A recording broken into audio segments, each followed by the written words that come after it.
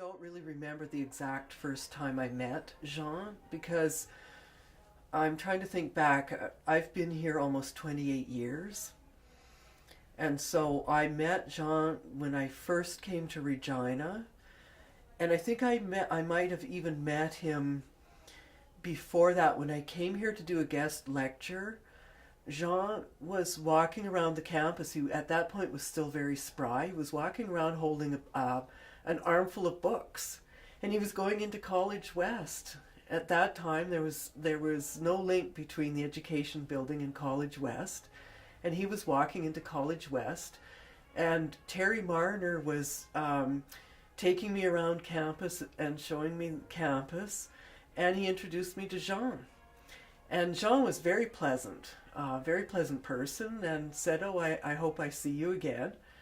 And lo and behold, I ended up getting a job that fall in Regina. And Jean was there, and he started coming to some of my classes. Jean would sometimes come, to some of the films, especially when I was showing European films. He would come, and other students would come, and there would be discussion, and it was all very, very pleasant and happy. And Jean always had good things to say and anecdotes to say about either the film or the filmmaker or how it related somehow or other to his time in Europe. So it was extremely educational and interesting at the same time.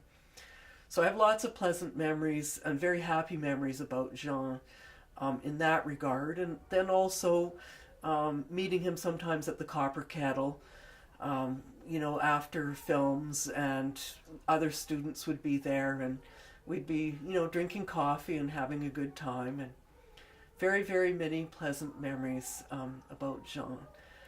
I remember one other thing too, and I remember it being said, and this was before I arrived in Regina, that Jean was really, really adamant about when he was teaching full time, adamant about making sure there was enough equipment or supplies for the students. And one year he wanted to invest the entire department budget on a camera, the best camera possible for the students.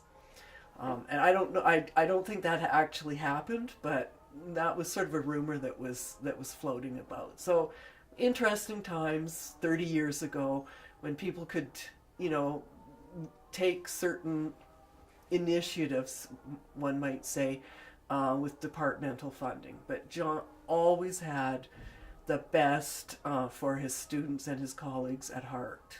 He's such a dear soul.